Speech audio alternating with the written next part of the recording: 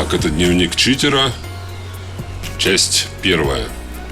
Привет пуканам и честным игрокам КВшки. Я читер. Точнее сказать, стал им 6 марта 2016 года.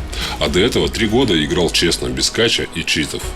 Все заметили, что в последнее время в игре стало слишком много нагибаторов скилловых, у которых в статистике КД вообще там ниже плинтуса, но при этом они очень хорошо рвут пуканы старшим уровнем, известным игрокам, которые играют на своих картах, на домашних.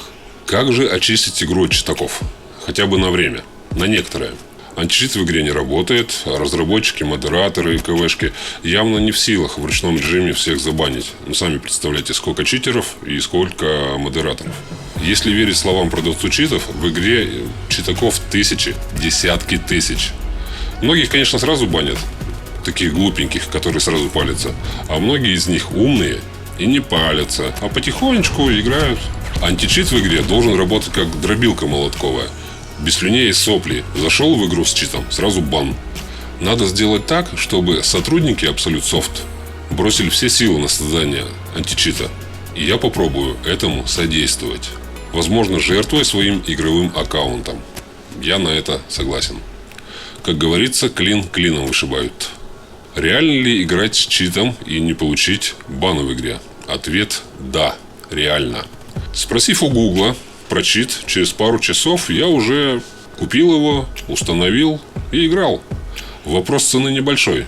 Любой школьник сможет сколотить на обедах эту сумму. Забежал в Одноклассники, там у меня твинк 50+ уровень. Сразу я вышел из своего клана, чтобы не позорить его, если меня забанят. Активировал чит, заходил на карты, выходил, перезагружал браузер, комп.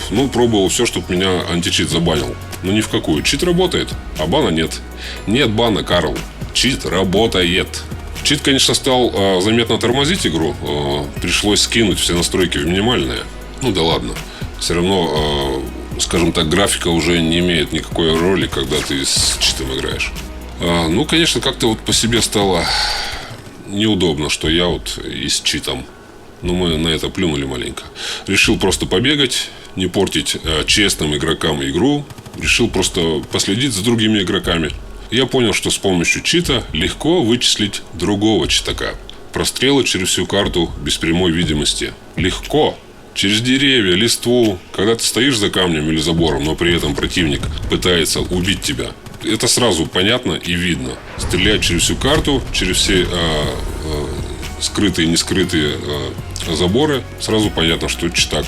То есть он меня по красной точке видит. Или просто бегая по карте, никого не убивая, прятаясь за укрытиями. Читак, зная мое местоположение, пытается меня зарезать. А я убегаю от него по кругу. И так, не видя друг друга в прямой видимости, ориентируясь только на чит, мы накручиваем круги.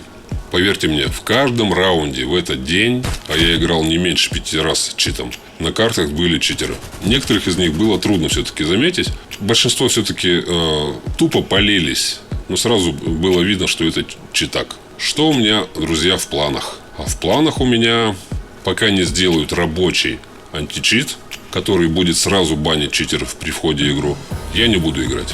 Не буду донатить в игру. Ни один мой рубль больше туда не попадет. И всех честных игроков призываю не донатить, пока не сделают античит.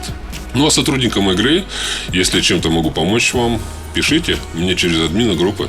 Я с удовольствием помогу вам, если это в моих вообще силах.